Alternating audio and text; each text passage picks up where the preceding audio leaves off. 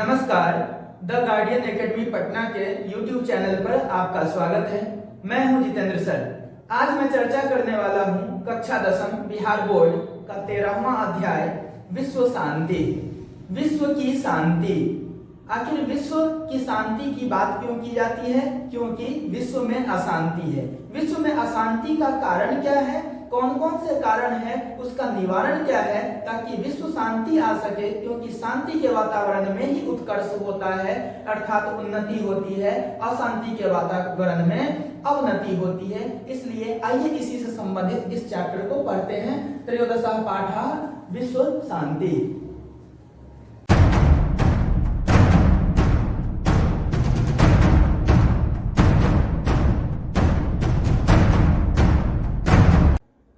ये है 13वां पाठ, त्रयोदशः पाठः विश्व शांति। विश्व की शांति। अब इसकी भूमिका है कि पाठे अस्मिन् संसारे वर्तमानस्य अशांति वातावरणस्य चित्रणं तत्समाधानोपायश्च निरूपितौ।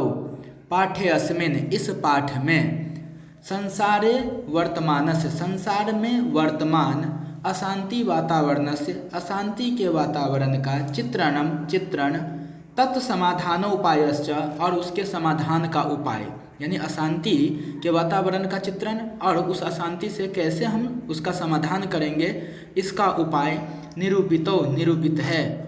देशेषु आंतरिकी बाह्या च अशांति वर्तते। अनेक देशों में आंतरिकी बाह्या च अशांति, अनेक देशों में आंतरिकी मतलब आंतरिक, बाह्य मतलब बाहरी अशांति है। आंतरिक अशांति नक्सलवाद और माओवाद के चलते, जबकि बाहरी जो है अशांति की बात है वो आतंकवादियों के चलते। ताम उपेक्ष्य न कश्चित् स्वजीवनम नेतुम समर्थः, उसकी उपेक्षा करके, ताम उपेक्ष्य, किसकी? अशांति की उपेक्षा करके, न कश्चित, कोई नहीं, स्वजीवनम, अपने जीवन को, नेतुम मतलब आगे ले जाने में समर्थ है। सेयम अशांति सार्वभौमिका वर्तते इति दुःखस्य विषयः। स इयम अशांति, यह अशांति सार्वभौमिकी वर्तते, सार्वभौमिक है, यूनिवर्सल है, सबकी एक ही समस्या है, अशांति से सब लोग परेशान हैं। तो इसलिए स इयम अशांति, यह अशांति सार्वभौमिकी वर्तते, सार्वभौमिक है, इति दुःखस्य विषयः, यह दुख का विषय है। सर्वे जनाः तया अशांतया चिंतिताः सन्ति, सभी लोग इस अशांति से चिंतित हैं। संसारे तत्निवारणाय प्रयासः क्रियन्ते, और संसार में इसके निवारण के लिए, इस अशांति के निवारण के लिए प्रयास किए जा रहे हैं। अब है आगे, वर्तमाने संसारे प्रायशः, वर्तमान संसार में प्रायः, देख सकते हैं यहाँ पर, वर्तमान संसार में प्रायः सर्वेषु देशेषु, सभी देशों में, उपद्रवः अशांति वा दृश्यते। वर्तमान में संसार के प्रायः सभी देशों में क्या है? उपद्रव या अशांति दिखता है। क्वचित एव शांतम वातावरणम वर्तते, कहीं कहीं ही शांति का वातावरण है। क्वचित देशस्य आंतरिकी समस्या आश्रित कलहो भवति, कलहो वर्तते, कहीं किसी देश की आंतरिक समस्या पर आश्रित, आंतरिक समस्या पर आधारित कलह है। तेन शत्रु राज्यानि मोदमानी कलहम वर्धयन्ति, तो वहीं पर उसके पड़ोसी राज्य, यानी उसके शत्रु राज्य जो उसके पड़ोसी है और उससे दुश्मनी का भाव रखते हैं, उसके द्वारा इस कलह को और बढ़ाया जाता है। जहाँ पर आंतरिक समस्या पर आधारित कलह है, वहाँ इस कलह को पड़ोसी दुश्मन देश के द्वारा और उसे बढ़ाया जाता है। क्वचित अनेकेषु राज्येषु परस्परम शीतयुद्धम प्रचलति, ठीक है ना, कहीं अनेक राज्यों के बीच आपसी शीत युद्ध, मन मुटाव चलता है। वस्तुतः संसार अशांति सागर से कूल मध्यासीनो दृश्यते, वास्तव में संसार अशांति रूपी सागर के या तो कगार पर है, यानी किनारे है, या मध्य आसीन हो, या बीच में आसीन दिखता है, स्थित दिखता है। अशांति च मानवता विनाशाय कल्पते, अशांति जो है मानवता के विनाश की कल्पना है, यानी अशांति से मानवता का विनाश होता है। अद्य विश्व विध्वंसक अन्य अस्त्राणि बहुनि आविष्कृतानि सन्ति, आज विश्व विध्वंसकानि, आज विश्व विध्वंसक अस्त्राणि, अस्त्र, बहुनि, बहुत, आविष्कृतानि सन्ति, आविष्कृत हैं। तह एव मानवता नाशस्य भयम, उससे ही मानवता के नाश का डर है। अशांति कारणम तस्या निवारणोपायश्च सावधानतया चिंतनीयो, अशांति का कारण और उसके निवारण के बारे में सावधानी से चिंतनीयो, चिंतन करना चाहिए, सोचना चाहिए। कारणे ज्ञायते निवारणस्य उपायो अपि ज्ञायते इति नीति, कारण जानकर निवारण का उपाय भी जानना यही नियम है, यही नीति है। वस्तुतः द्वेषः असहिष्णुता च अशांति कारण द्वयम, वास्तव में द्वेष और असहिष्णुता अशांति के दो कारण हैं। एको देशः, एक देश, अपरस्य उत्कर्षम दृष्ट्वा द्वेष्टि, एक देश दूसरे के उत्कर्ष को देखकर, दूसरे की उन्नति को देखकर जलता है। तस्य देशस्य उत्कर्ष नाशाय निरंतरम प्रयतते, और उस देश के उत्कर्ष के नाश के लिए, उसके उन्नति को नष्ट करने के लिए हमेशा प्रयासरत रहता है। द्वेषः एव असहिष्णुताम जनयति, द्वेष ही असहिष्णुता को जन्म देता है। असहिष्णुता का मतलब होता है बर्दाश्त करने की क्षमता न होना, कोई चीज़ के बारे में, ठीक है ना, सहने की क्षमता न होना, उसको कहते हैं असहिष्णुता। अब है इमौ दोषो परस्परम वैरम उत्पादयतः, ये दोनों दोष, कौन, द्वेष और असहिष्णुता, जो है ना क्या करता है, वैर को उत्पन्न करता है। स्वार्थश्च वैरम प्रवर्धयति, और स्वार्थ जो है इस वैर को बढ़ाता है, इस दुश्मनी को बढ़ाता है। स्वार्थ प्रेरितो जनः अहम भावेन परस्य धर्मम जातिम संपत्तिम क्षेत्रम भाषाम वा न सहते, स्वार्थ प्रेरित लोग जो है अहंकार के भाव से परस्य धर्मम, दूसरे के धर्म, जाति, संपत्ति, क्षेत्र या भाषा को सहन नहीं करते हैं। आत्मन एव सर्वम उत्कृष्टम इति मन्यते, अपना ही सारा अच्छा मानते हैं कि मेरा वाला जो है वही सबसे अच्छा है, बाकी और किसी का नहीं, इसलिए अपना ही सर्व उत्कृष्ट सर्वोत्तम मानते हैं। राजनीतिज्ञा च अत्र विशेषेण प्रेरका, राजनीतिज्ञ यहाँ विशेष प्रेरक हैं। सामान्यो जनः न तथा विश्वसन्नपि बलेन प्रेरितो जायते, सामान्यो जनः केवल सामान्य लोग ही नहीं, विश्वसन्न अपि, जो विश्वासी लोग हैं, जो बाहुबली लोग हैं, वह भी बल से प्रेरित किए जाते हैं इस तरह की चीज़ों को, द्वेष ईर्ष्या को फैलाने के लिए। स्वार्थोपदेशः बलपूर्वकम निवारणीयः, स्वार्थ के उपदेश को, जिसके वजह से अशांति फैलती है, इस स्वार्थ के उपदेश को बलपूर्वक निवारण करना चाहिए।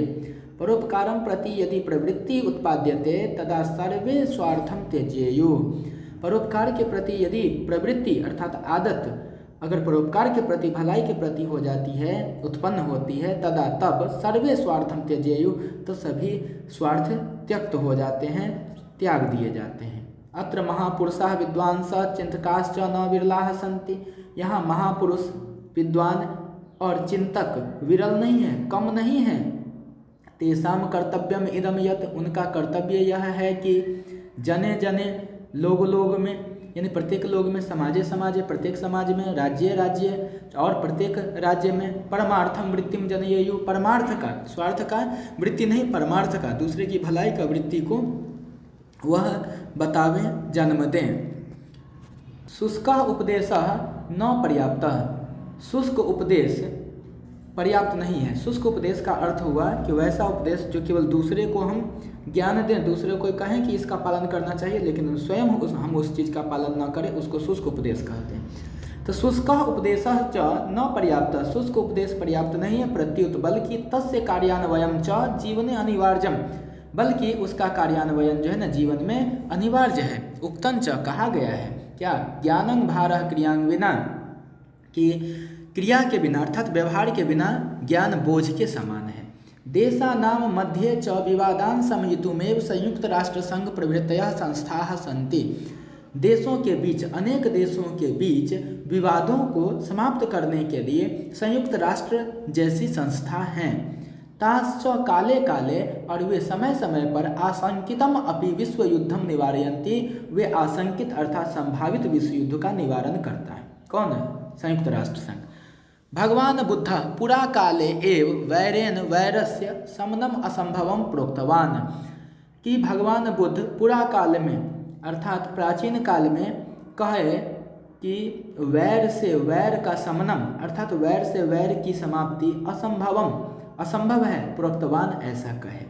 ठीक है ना। भगवान बुद्ध प्राचीन काल में क्या कहे कि वैर से वैर क्या समन जो है उसको शांत करना, उसका जो है ना उसको नष्ट करना, ठीक है ना, उसको समाप्त करना असंभव है।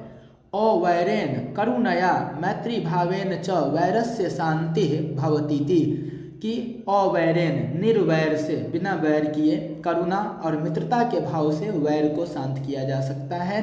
इति सर्वे मन्यन्ते ऐसा सभी मानते हैं। भारतीय नीतिकारा सत्यमेव उद्घोषयन्ति भारतीय नीतिकार सत्य ही घोषणा करते हैं। क्या करते हैं कि अयम निजः परो वेति गणना लघु चेतसाम उदार चरिता नाम तु वसुधैव कुटुम्बकम कि अयम निजः यह अपना है, परो वेति वह दूसरों का है, गणना लघु चेतसाम ऐसी जो गणना करते हैं, ऐसा जो सोचते हैं, लघु चेतसाम वह छोटी सोच वाले हैं, उदार चरिता नाम उदार चरित वालों के लिए, विशाल हृदय वालों के लिए तो वसुधा एव कुटुम्बकम पूरी की पूरी वसुधा ही कुटुंब है, अपने कुटुंब के समान, अपने परिवार के समान, अपने संबंधी के समान है। पर पीडनम आत्मनाशाय जायते दूसरों को पीड़ा पहुंचाना स्वयं को नाश करता है। परोपकारश्च शांति कारणम भवति जबकि परोपकार जो है दूसरों की भलाई जो है वह शांति का कारण होता है। अद्यापि आज भी परस्य देशस्य संकट काले एक देश दूसरे देश के संकट के समय, ठीक है ना, अन्य देशा सहायता राशिम सामग्रीम च प्रेषयन्ति आज भी एक देश दूसरे देश के संकट के समय में क्या है सहायता राशि और सामग्री भेजते हैं। इति विश्व शांति सूर्योदयो दृश्यते इसी में विश्व शांति का सूर्योदय दिखता है।